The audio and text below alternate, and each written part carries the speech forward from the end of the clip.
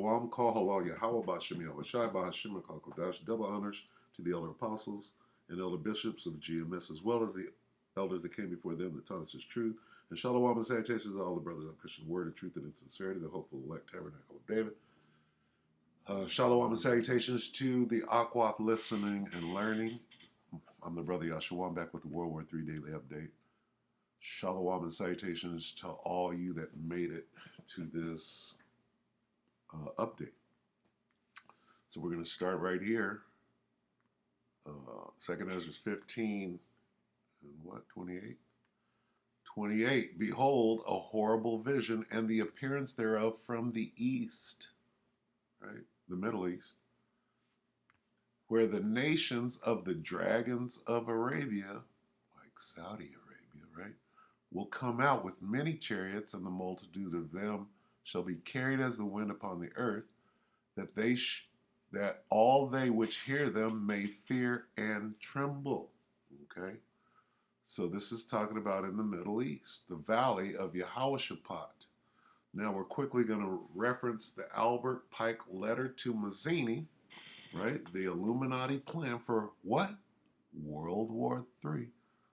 I just did a lesson on this in the previous video, but since it's still sitting right here, I'm going to reference it in the World War III Daily Update. All right? Now, let's see. Let's read this first caption. It says, the following is a letter that speculation claimed that Albert Pike wrote to Giuseppe Mazzini in 1871 regarding a conspiracy involving 3 world wars. So this is the plan of the Illuminati given to them, right? Who put this plan in their head? Yahweh Bashim Yahweh Shai. Okay? Right? While he was slumbering.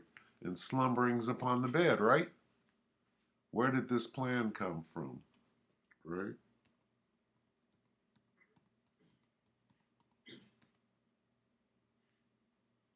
Came from here. This is Job 33 and 50. Right? Come up with this plan, right? Because that's what they're calling it. Job 33 and 14. For the Most High speaketh once, yea, yet man perceiveth it not. In a dream, in a vision of the night, when deep sleep falleth upon men, right? Pike and Mazzini, in slumberings upon the bed, then he openeth the ears of men and sealeth their instruction, that he may withdraw man from his purpose and hide pride from men. Okay?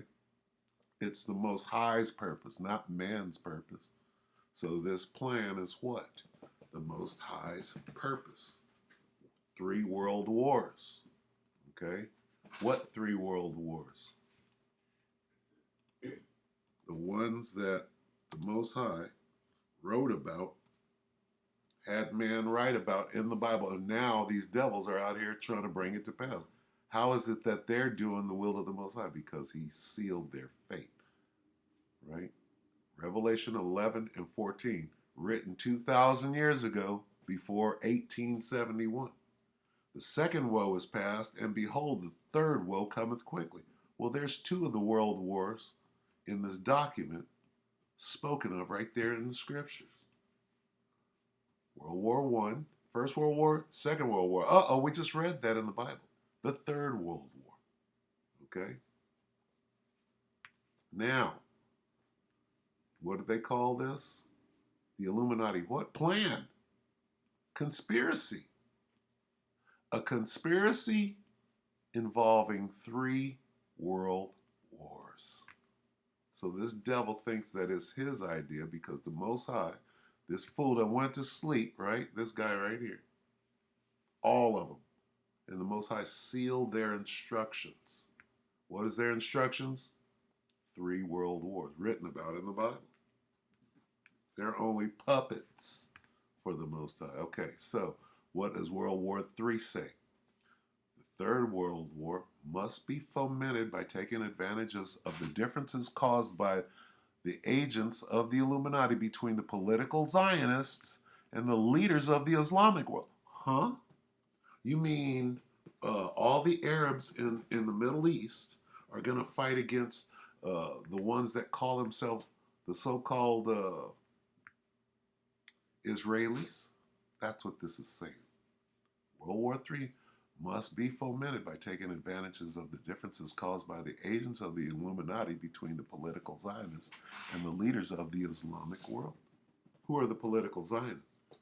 Well, they're the ones that after World War II, right, went over and did what? They instituted a sovereign state of Israel in Palestine. That was the goal of World War II. Did they complete that? They absolutely did. So go back and read the Albert Pike letter to Mazzini to see in writing what these devils have planned and been conspiring about that was put in their mind while they were sleeping upon their bed. Okay? It says, the war must be conducted in such a way that Islam, the Muslim Arabic world, and political Zionism, the state of Israel, mutually destroy each other. Huh! Wow. When was this fomented? They say, speculation has it, 1871. And then they hid it in 77. Right? They took it out of the British Museum Library and hid it.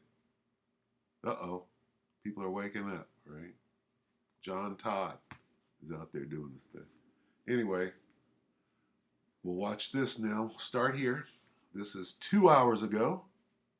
CBN News, this is a little church channel or whatever. Israeli forces launch major raid airstrikes against terrorist strongholds in Jenin. Okay.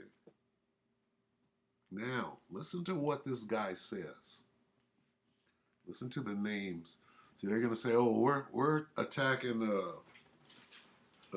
Hezbollah and the other so-called terrorists that are right there in Israel. But really, it's Iran. Right?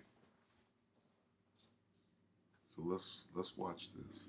We begin in the Middle East, where the Israeli Defense Forces and security services launched a major counterterrorism action overnight in the Palestinian city of Jenin. As Chris Mitchell reports from Jerusalem, the operation is designed to eliminate the infrastructure of terror groups that have carried out a number of deadly terror attacks this past year. The operation included ground troops, more than a dozen airstrikes, and special forces. One senior Israeli official said the goal of the extensive operation is to end Jenin's role as a sanctuary city for terror. One target was the command center operated by the Jenin Brigade, a group affiliated with Palestinian Islamic Jihad. The IDF said it was a location for weapons and explosives and the hub for coordination and communication among the terrorists. In the past year, dozens of Israelis have been killed or injured by attacks from groups operating out of Jenin. Israel's Foreign Minister Eli Cohen told reporters that many of these Palestinian terror groups are now proxies of Iran. Are what? Many of these Palestinian terror groups are proxies of Iran. Now, let's get this straight. The Persians are not Arabs. Okay? So what you're saying is that somehow these two wholly different people, right? Persians who are not the sons of Ishmael are joining forces with the Arabs. Well, let's see how true that is. Basically, they're blaming everything going on in so-called Israel, in Palestine, right? They're blaming it on Iran.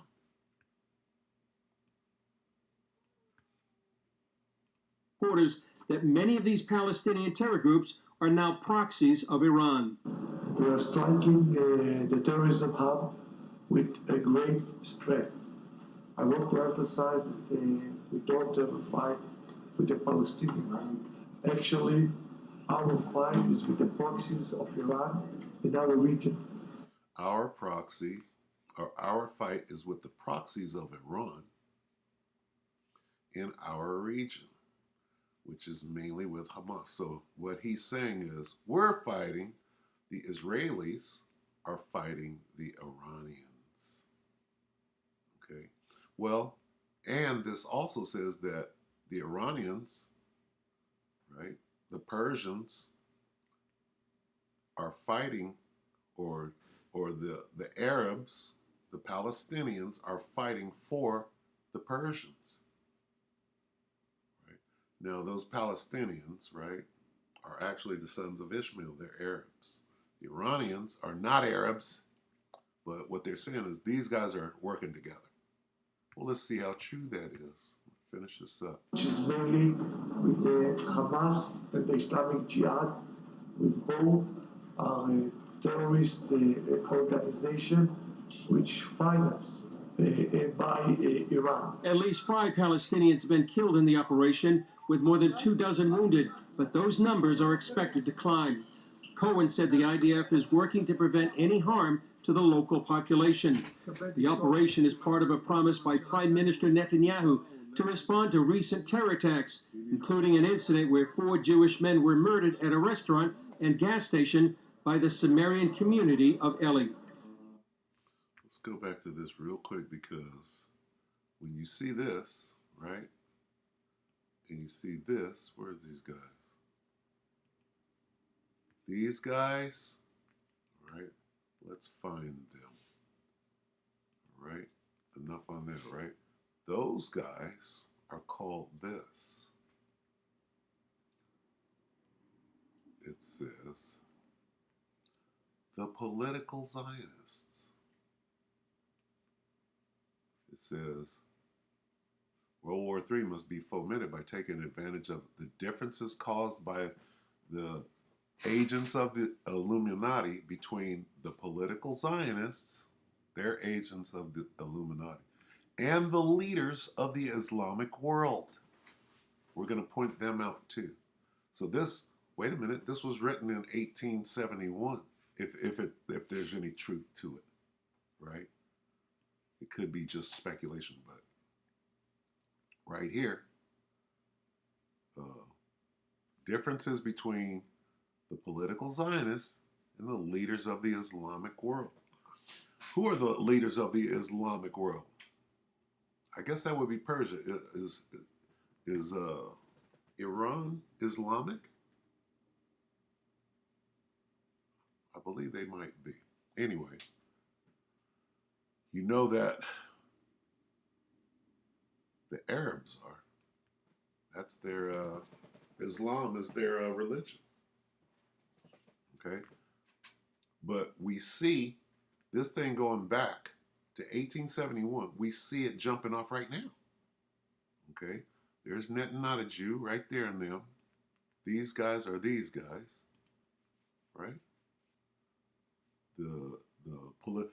These are the political Zionists. All right? Now that we've watched that, let's watch this. Where is this thing going?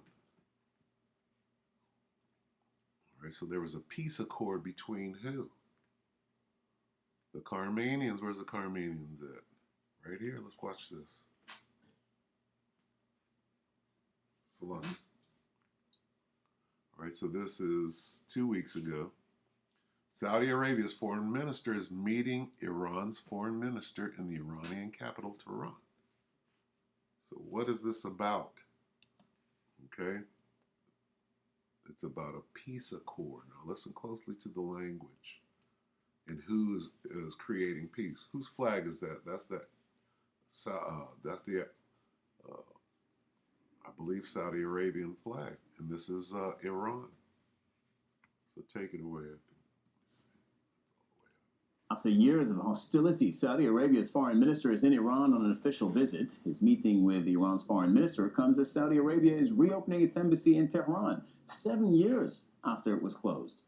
The move follows a deal brokered by China to reestablish diplomatic relations between the two countries.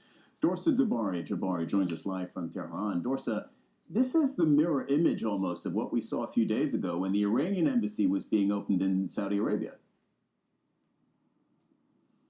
Well, It is and it isn't, Cyril. First, the Saudi foreign minister is due to speak with his Iranian counterpart at a press conference shortly. We expect that to happen in the next hour here in the capital. But as far as the embassy itself reopening, the building that belongs to the Saudi government is not reopening anytime soon. And that's because it's situated on a street that was renamed in 2016 after that Shia cleric, Bagher al-Nimr, who was executed, which led to the demonstrations and those demonstrators storming the Saudi embassy and the Saudi government severing diplomatic ties with Iran at that time. So that street name is still a point of contention. Now, what we understand for the time being. Okay, so they're doing a lot of talking around the situation, but I'm going to read this caption.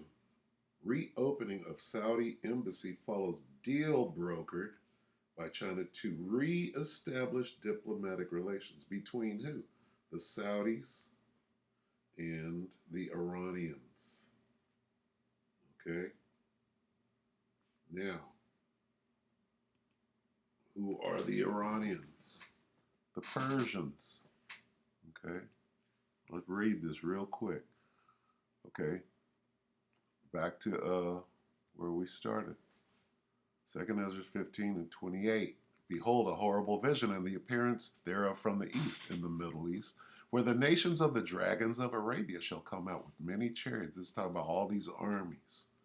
And the multitude of them shall be carried as the wind upon the earth, that all they which hear them may fear and tremble. Also the Carmanians, okay, the Persians, the Iranians, raging in wrath shall go forth as the wild boars of the wood, and with great power shall they come and join battle with them. With who? Carmanians join battle with who? With the dragons. That's what this is. Okay? They're reestablishing diplomatic relations. So here it is in the scriptures, that very thing happening. Where did I go? Oh, 2nd Ezra 15. All right. It says, also the Carmanians raging in wrath shall go forth as the wild boars of the wood, and with great power shall they come and join battle with them. We're watching it, and shall waste a portion of the land of the Assyrians. So, this is that, let's get it. Here's what's happening as we speak. Let's go to Joel 3 and 2. All right. This is what the Most High, Yahweh Bashem Yahushai, is doing. Joel 3 and 2. I will also gather all nations and bring them down into the valley of Jehoshaphat. Huh? And will plead with them there for my people and for my heritage Israel, whom they have scattered among the nations and parted my land. His land and his heritage, Israel, are you Negroes, Latinos, Native Americans, similar to speckled birds. All right, so let's look at this a little closer. In the NLT, Joel 3 and 2, I will gather the armies of the world into the valley of Yehoshaphat, which is the Middle East. All right?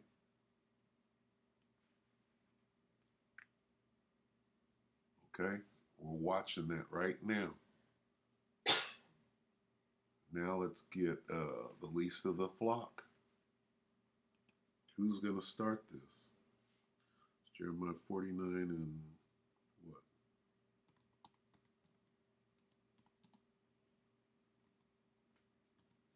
20? 49:19 or 49:20? 20. Jeremiah 49:20. Therefore hear the counsel of the Lord that he hath taken against Edom, and his purposes that he hath purposed against the inhabitants of Teman, you Edomites. Surely the least of the flock shall draw them out. All right? And that's what we see. Netanyahu and the boys talk about we're going to go after the proxies of the least of the flock. The Amalekites are drawing them out. Surely he shall make their habitations desolate with them. Who? The Most High. He's going to make their habitations desolate with them. right? And we're watching all of that going. So this is just a quick update of how close we are to the real situation going down. What's the real situation? Back in Joel, the valley of Yehoshaphat.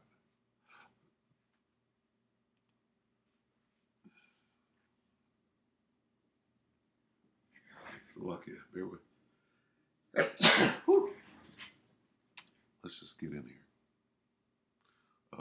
Joel 3 and 2, I will gather the armies of the world into the valley of Jehoshaphat.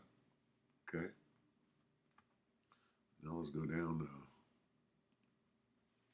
what?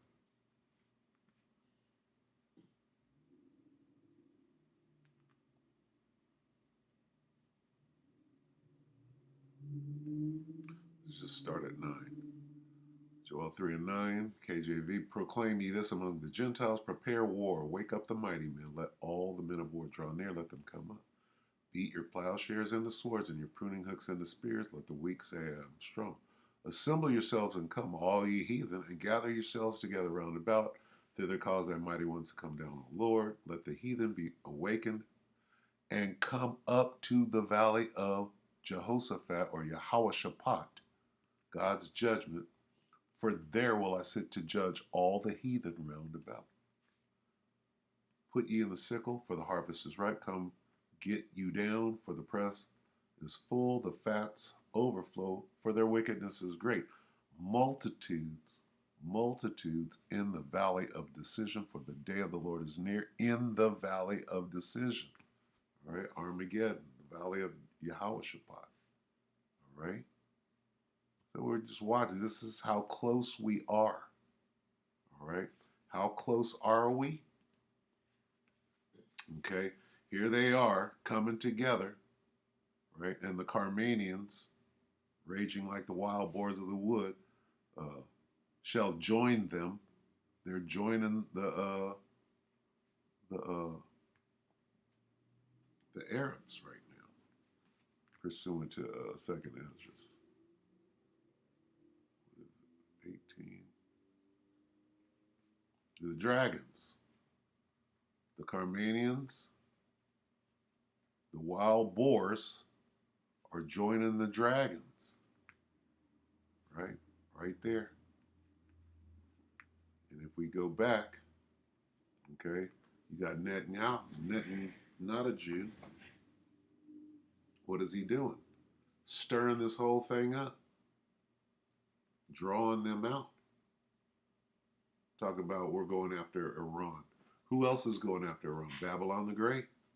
Everybody is being gathered together in the valley of Yehoshaphat. All right. So this is how close we are. Just a little update. We'll end it right there. We hope that the elect will edify you, brothers and sisters, with that shalom.